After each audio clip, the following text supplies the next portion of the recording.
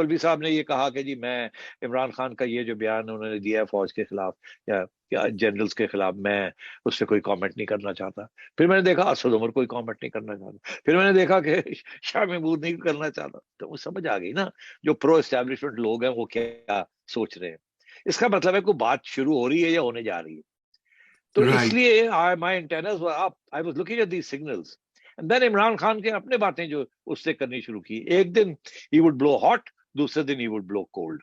एक दिन he would go up, दूसरे दिन ही वुड कम डाउन। और उससे भी ये लगता था कि वो भी अपनी एवेन्यूज ऑफ ऑप्शंस जो है वो ओपन कर रहे हैं अब। एंड जब मैंने देखा कि खान साहब लॉन्ग मार्च की तरफ जा ही नहीं रहे, बोलते हैं कर जाते नहीं है, तो उससे समझ आ गई बात की कि long march is not part of the discussion agenda. अगर खान साहब जी। ने लॉन्ग मार्च की तो there is no choice but the government will have to put it down. वो यस। थ्रेट ही है, इससे ज्यादा कोई चीज नहीं है। तो इसलिए तो देन आई थॉट कि अब वक्त आएगा कि ये एस्टेब्लिशमेंट जो है इस हुकूमत से बात करेगी और उन्हें कहेगी कि यार ये मसला है, वो मसला है, अब आप तैयारी करें जाने की। एंड वो फिर आप समझिए कि मुझे कुछ थोड़ी बहुत मैंने कुछ सूंघना शुरू किया इधर उधर, तो कुछ खबर आई कि हाँ कुछ इस किस्म की बात भी ऑन द टेबल हो सकती है। बस then it's a question of putting the jigsaw together and हाँ। Realising that there is a Pindi plan. And the Pindi plan is as I explain. मैं समझता हूँ उसके अंदर बहुत सी आखिरी वक्त पे एस्टेब्लिशमेंट की तरफ से रुकावटें आई, बिकॉज उनका ख्याल था कि इमरान खान को मना लेंगे, मगर वो नहीं माने। तो फिर इवेंचुअली ये वोट ऑफ नो कॉन्फिडेंस हुआ। और दूसरी तरफ वो दूसरी पार्टी को वो चला रहे थे, तैयारियां करवा रहे थे। तो ये गेम होती है। ये एस्टेब्लिशमेंट्स हमारी जो है, they are experts at war games. वो पूरे प्लान्स बनाती हैं, ऑप्शंस होते हैं उनके पास। मैंने खुद देखा है ना कि कैसे ये होता है। डोंट फॉरगेट, मैं कैबिनेट में भी रहा हूँ और एस्टेब्लिशमेंट के साथ भी, कोर लोगों के साथ तल्लकात भी रहे हैं। कई कभी कभी दोस्तियां भी रही हैं। बहुत कुछ सीखा हमने इनसे। फिर पंजाब के अंदर भी बहुत कुछ सीखा। वो तो 3 महीने में रहा था क्योंकि वहां बैठ के बातें होती थी, किस किस्म की बातें होती थी वहां कैबिनेट के अंदर या स्पेशल मीटिंग्स के अंदर। ISI भी होती थी, IB के लोग भी होते थे, स्पेशल ब्रांच भी होती थी। तो one knows what how they think and how these things take place. तो इसलिए कुछ थोड़ा सा एक्सपीरियंस है और थोड़ी सी जाहिर है कुछ अरसे की सहाफत भी है, और फिर दोस्त यार भी बहुत से हैं जो कि चिड़िया के तौर पे मुझे खबरें भी देते हैं थोड़ी बहुत। तो ये सब चीजें मिला के तो कुछ आइडिया हो जाता है कि किस तरीके से चीजें मूव कर रही हैं। दूसरी बात यह है कि रजा, मैं जब ये हुकूमत आई थी तो मेरा ये मौकफ था कि मुझे एहसास है कि आप क्यों आए हैं, क्योंकि आप ने फौरन कुछ नैब के बारे में और कुछ इलेक्ट्रल लॉज ये तब्दील करने हैं, और फौरन फिर आपको वापस आना चाहिए, बाहर आना चाहिए। क्योंकि आपने तो इसलिए इसको खान को गिराया था कि आपको फिक्र था कि अगर ये रह गया तो ये फिर अपने चॉइस का जनरल जो है उसको सिलेक्ट करके ले आएगा, और फिर ये अगले 5 6 10 साल ये कहीं नहीं जाएगा। और इसका जो 1 पेज वाला नैरेटिव है और भी तकड़ा हो जाएगा विद द एस्टैब्लिशमेंट। तो इसलिए इन्होंने इनको निकाला था। इसलिए नहीं निकाला था कि 1 साल के लिए हुक्म रानी करने हैं। हम्म। और यही अंडरस्टैंडिंग थी, यही अंडरस्टैंडिंग थी नवाज शरीफ साहब की भी, मेरी भी यही थी, और लोगों की भी यही थी। मगर फिर इन्होंने बस सब क्या समझिए आप, PDM एक सियासी जमात तो नहीं है ना, इट्स अ कॉम्बिनेशन कि लेवल प्लेइंग फील्ड करनी है, इलेक्शंस करवाने हैं। IMF आ गया है।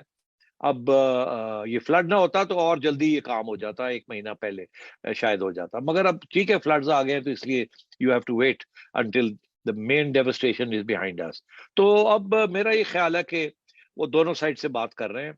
दोनों साइड जो हैं वो अ, आसानी से नहीं बात मानेंगी, ये मैं आपको बता दूं। जाहिर बात है। ये हाँ, ये 3 वे नेगोशिएशन हो रही है, और 3 वे नेगोशिएशन के अंदर बहुत सी चीजें हो रही हैं। खान साहब को कुछ कहा जा रहा है, खान साहब वापस कुछ कह रहे हैं। शहबाज शरीफ साहब को कुछ कहा जा रहा है, वो आगे मियां साहब नवाज शरीफ साहब के साथ यकीनी तौर पे डिस्कस करते होंगे, और किसी कैबिनेट के साथ नहीं डिस्कशन करते हो, ना ही वो करेंगे। खान साहब भी बिल्कुल खुद, या वो एक आरिफ अलवी साहब है और खान साहब है।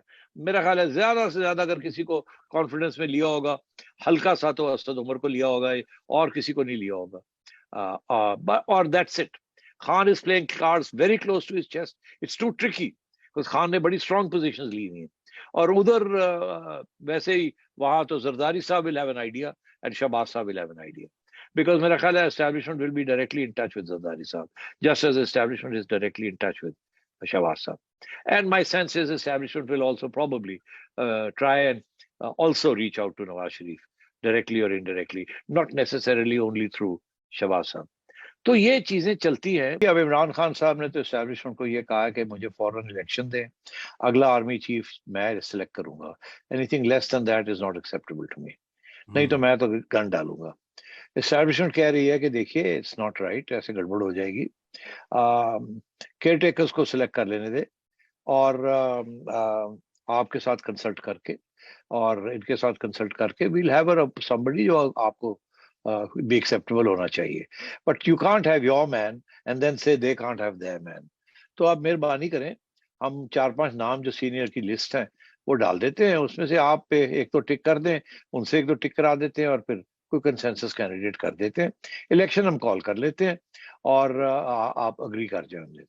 इमरान खान जो है वो तो अभी इमरान के साथ यहाँ बात अड़ी हुई है, इसीलिए वो अभी भी स्ट्रॉन्ग एंटी एस्टैब्लिशमेंट या एंटी बाजवा साहब वगैरह वगैरह वो ट्वीट्स कर रहा है, वो नेगोशिएशन के लिए कि मैं नहीं मानता, मैं नहीं जानता। उधर भी वो लोग जो है वो कह रहे हैं कि जी कमाल कर रहे हैं आप, हमने ये सारा कुछ किया है, अगर आप इलेक्शन अब दिसंबर जनवरी फरवरी में कराते हैं तो हम तो उड़ जाएंगे, तो this is not acceptable, I am sorry, election has to go on till then, और we are ready, army chief के ऊपर वी आर रेडी, आप जो कहेंगे उसको लगा देंगे। अगर इमरान और आप दोनों मिलके हमें कहते हैं कि फलाने को लगा दें तो उसमें हमें 2-3 को चॉइस दे दें, उनमें से एक हम कर देंगे। अच्छा जानता है वो किसको चीफ लगाना चाहते हैं, इस बारे में कोई भाम तो है नहीं कि इस बारे में कोई भाम है, तो इसलिए अगर उनको उसके अलावा कोई DGISI कबूल नहीं है तो उनके अलावा कोई चीफ कैसे कबूल हो सकता है। तो इसलिए मैं समझता हूं कि वो तो ये अभी भी वो कह रहे हैं ना मैं सितंबर के एंड पे कॉल देने लगा हूं। सितंबर के एंड पे कॉल देने का मतलब है उनका कि मैं मुल्क में नवंबर अक्टूबर, अब अगर आज भी सितंबर में भी हुकूमत गिर जाए तो 28 नवंबर तक तो इलेक्शन नहीं हो सकते ना, फिर भी 3 महीने चाहिए, 3 महीने चाहिए। तो इसलिए वो ये सोचते हैं कि वो उनको अगर कोई नया चीफ ना, मैं एक नया चीफ ना आने दूं और कहूं कि अगले इलेक्शन तक ये चीफ चलेगा और अगले इलेक्शन अप्रैल से पहले कराकर तो फिर मैं आ जाऊं और फिर मैं अपनी मर्जी का चीफ लगा लूं। एक थ्योरी तो ये है कि वो ऐसा कुछ सोच रहे हैं और इसीलिए अमेरिका से भी सुलह कर रहे हैं और सारा कर रहे हैं। दूसरी थ्योरी ये है कि वो बाजवा साहब को टिप कर रहे हैं कि आप एक्सटेंशन ले लें, मैं उसकी हिमायत करता हूं और उस हिमायत के एवज आप मुझे कुछ जो है नरमियां और कुछ आजादियां, मेरी नाअहली नहीं होनी चाहिए, ये नहीं होना चाहिए, वो नहीं होना चाहिए, वो भी एक पैकेज डील है, वो हो जाए। तो मेरे ख्याल में वैसे मुजम्मिल वो गालिब ने शायद ऐसे ही मौके के लिए कहा था, क्या दिल के खुश रखने को गालिब ये ख्याल अच्छा है। सर मौखर आप कैसे कर सकते हैं? हाँ, ये आपके घर का मसला तो नहीं है ना? दुरुस्त। आप कोई प्राइवेट फर्म तो नहीं चला रहे? सही। कि आपका मैं इस्तीफा मौखर कर दूं या आपकी मैं जो ट्रांसफर है वो मौखर कर दूं, ये नहीं हो सकता। Chief of the army staff of the Pakistan arm forces has to be there in a certain time. Their appointment should be there. और जब ये सवाल आपने उठवाया तो सुप्रीम कोर्ट भी भाग गई। सुप्रीम कोर्ट ने कहा भाई हमारे पास मत आओ ये सवाल लेके, जाओ पार्लियामेंट में जाओ और जाके कानून साजी करो। उस कानून साजी में मौखर का लफ्ज कहीं नहीं लिखा हुआ।